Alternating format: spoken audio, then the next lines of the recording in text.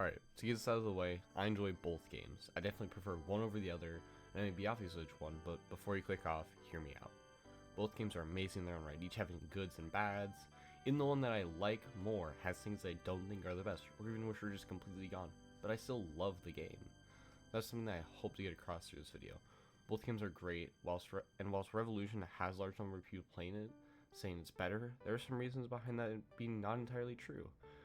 And if you like AOT games on Roblox, make sure to subscribe to stay posted for future content on Freedom or Revolution, since I will be trying to post more consistently. Since this video kind of took a while, it came out a little bit later than I was hoping for it to take, but I digress.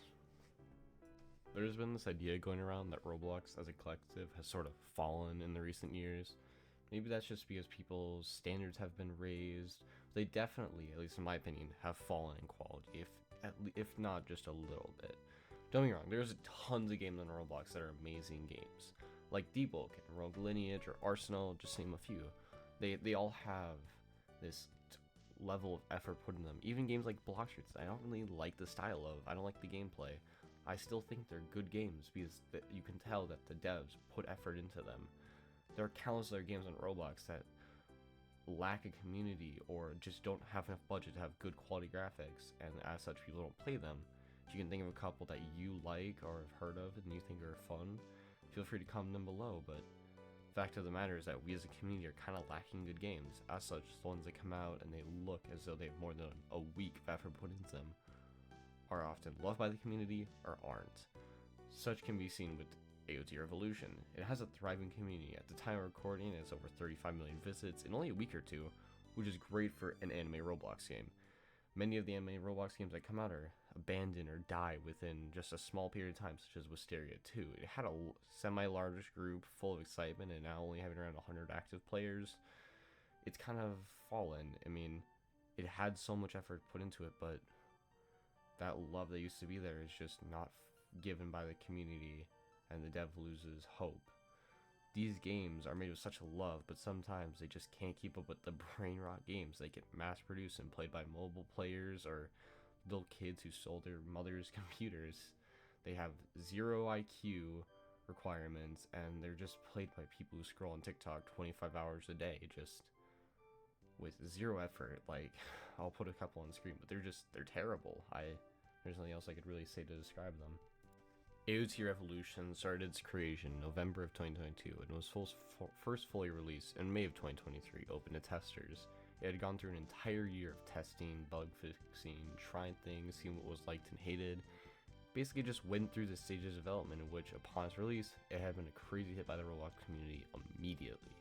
Having millions upon millions of people playing this game on launch, which is great. A game that has great graphics and is well made, in addition to being loved by many, is nice to see for once, especially when it deserved it. This game is a success, to say the least, and is planned on getting frequent updates by a large development team that work on it, which is great to hear, especially for an anime game on Roblox. My thoughts on Revolution in particular will be speaked on later in the video, but for now, I will talk about why I think this game is successful. Clearly, as I said before, I think this game looks great. Titans have variety in each one. The environment looks great. The GUI and HUD aren't too clunky and don't take up a lot of space. These are probably some of the reasons why this game succeeded. There's one that I think is pivotal to its success, something that games like Block Streets also succeeded because of. This is the same reason why I think Freedom War isn't as successful as the previously listed titles. These games have all platform playability, something that Freedom War lacks. Truth is that around 80% of the players that play Roblox are mobile players, and of the 20% that remain, 2% is console, meaning that games like Freedom War are missing out of 82% of the platform's total players. There are a couple of reasons that some games are locked to desktop versions specifically, but the biggest reason is that these mediums lack the button requirements to play these games. Mobile players and console players are truly missing out on a lot of great games for this exact reason, but there isn't a lot that developers can do for these players. On one hand, if they just released the games on these platforms, they would get a lot of hate for the exact reason they didn't initially put on the platforms, because they can't be played to the fullest, because they lack the ability to, due to this lack of buttons. And the community, as I said before, maybe you won't be able to figure that out, and it's just sad to see. AOT Freedom War is an Attack on Titan Roblox game that released in November of 2022, but was originally created in February of 2021. After its initial launch, it was getting constant updates and patches that made the game better than before. So much so, to the point that it got completely revamped with brand new assets and better graphics quality. And that's just kind of the background on the game's development. But what you want to know is about its difficulty. Freedom War has been heralded as difficult. Its new players would definitely agree with that statement because it is hard. There's no other way to say it. The game is not hard because it's stupidly difficult bosses like the Dark Souls series, or because of weird mechanics or controls like the fighting games such as Getting Over It that you would see all over YouTube. These games are commonly accepted as difficult for those reasons, and is an accomplishment to completion, but that is very different from Freedom War in a number of ways. First of all, Freedom War is very difficult because of its main mode of play, campaign, which is permadeath. So if you aren't familiar with the term permadeath, it refers to the idea that when playing a game and you inevitably die, you lose all your progress or just can no longer play the game after dying. This is obviously a very difficult modifier for games, especially to add on to the fact that they are hard. Or a lot of reasons Freedom War is difficult derives from this core fact, which would make sense, since if you lose all your skills and upgrades, you start from the square one, and have to rely purely on skill and luck to gain back your upgrades. It's one of the biggest differences between Freedom War and Revolution, which we'll get into the later portion of the video. Freedom War has many things that make it great, and many things that make it hard or even bad. But even with these in mind, Freedom War is still a great game. It's things that are not very common in many Roblox, or even just games in general. It offers a great challenge to those who want one. Freedom War has many things that you can do. With future updates, there will be even more coming from the owner / head developer Dank in the foreseeable future. This game has a lot of potential that is held behind because of the aforementioned desktop-only playability point, which can really limit its reach for the game as a whole. Even with all this in mind, Freedom War may have this outward appearance that may be off-putting. That could be the lower player count or the graphics in comparison to games like Revolution, but at the end of the day, it still has a lot of work put into it, and even if you think that Revolution is better, you'd still be able to appreciate this game for what it is. Moving on to the most important part of the video, the one that you all came here for, the pros and cons of each game, through the lens of an enjoyable experience, judging them not based on each other, but qualities that make them enjoyable or unenjoyable. The characteristics I've chosen to compare for this video will be their graphics, controls, options for playability, the Titans, and most importantly, their gameplay. To get started, let's compare the two games in terms of their graphics. Obviously, to most people, Revolution looks amazing, which I would have to agree with. The game looks great, the animations and environment are awesome and really help represent AOT as a media. But going over to Freedom War, which at first glance has far worse graphics, but I mean, it depends on your preference, really, since personally I think the game does what it needs, not too over the top, and gets the models for the shifters just right. It's just all up to your opinion which graphics. Personally, I like the style of Freedom War, but most people would probably think that Revolution's better. Moving to the controls, for Revolution, they are very intricate and have a lot to offer in learning, such as the intricacies of ODM gear, which is many different ways to meticulously move around these titans that you have to kill. The game has many controls and somehow makes them work for each platform, which is impressive, and the game feels fluid because of the controls. They are standard for an AOT game, but that ODM movement, man, it just hits differently. Chef's kiss to the devs for that one. Freedom War is very similar to controls of Revolution, while also having very different controls at the same time. The ODM of Freedom War is simple yet refined, getting all the opportunities out of it that it needs to make the game feel fluid and connected. Their controls, such as movement controls or horse riding controls that are constant across these AOT games, are pretty average, but the idea that each skill in the game has its own control input is pretty neat. Like, for example, Impulse, which is like the Mega Boost, is triple tap W. It's not just, oh, press 3 or press 5 like it is in Revolution, which I personally like more. It makes it feel more immersive than just having to go up and click one of these random numbers on my keyboard.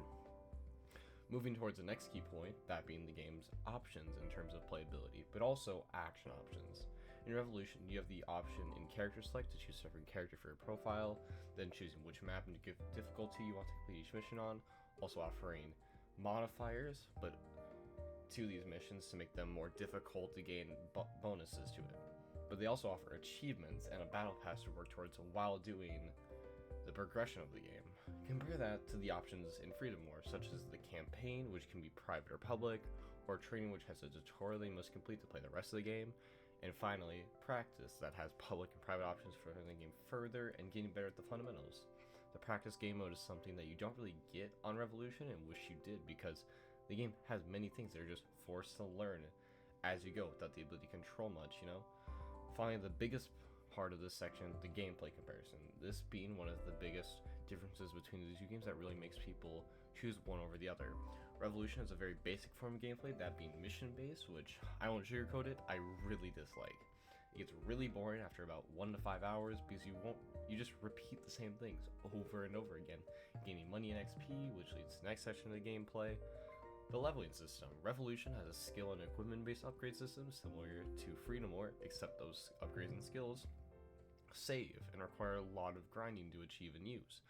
Come with the drop chance of certain items such as Titan Serum or Prestige Scrolls. It seems really grind based, and the fact that some of these items like the Titan Serum require hundreds of attempts to get and provide little boosts for what it took. Revolution is a grind sesh with more steps than on your stairs. You have a lot of content behind leveling up or luck, and achievements are very grindy to get as well. Getting 10,000 Titan kills isn't difficult, it's just time consuming. If you get 40 Titans per mission, you would have to do 250 missions. That's ridiculous. I'm not gonna do 250 aberrant missions so I can get 1,000 gems. It's just not enjoyable in that aspect. Game of the whole is just a bandit beater with extra steps that we see so much. That has very polished graphics, and the community is hungry for whatever they can get. Going off of what Bloxroots is. Bloxroots is a bandit beater, yet has a huge community. Compare that to Freedom Wars gameplay.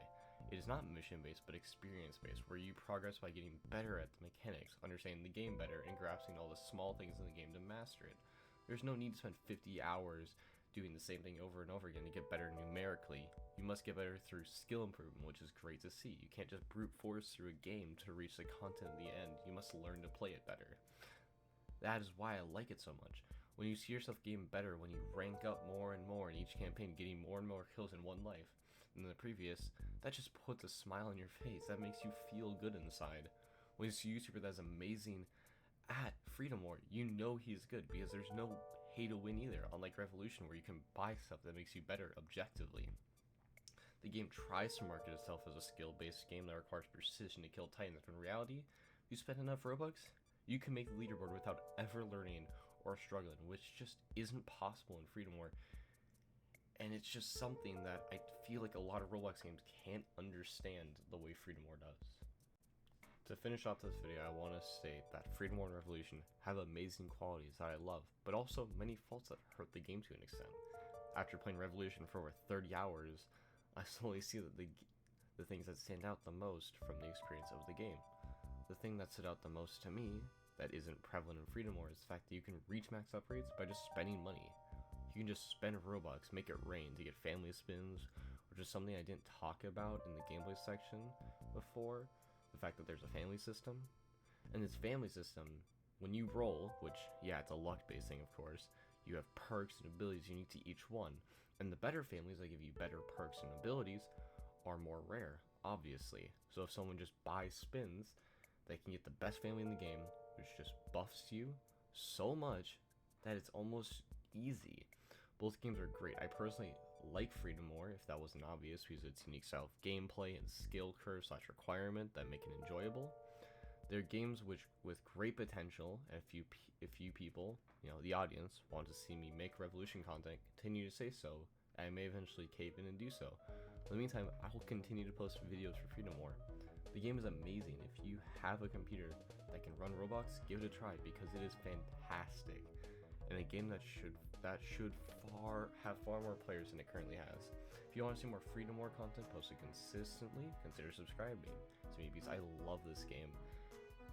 It may be my favorite Roblox game. If you want to tell me your opinions on the subject, tell me in the comments below. I'd love to read and answer your questions and plan to answer all the comments I posted, because that is something that I always enjoyed each time. I love to see what you people think.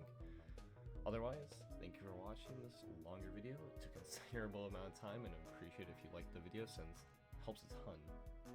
Till I upload, maybe go outside, you know, do something productive in the meantime, like read a book or learn a new skill. I mean, school's almost out, so, or at least for most people, so my upload should pick up a bit, but have an amazing day.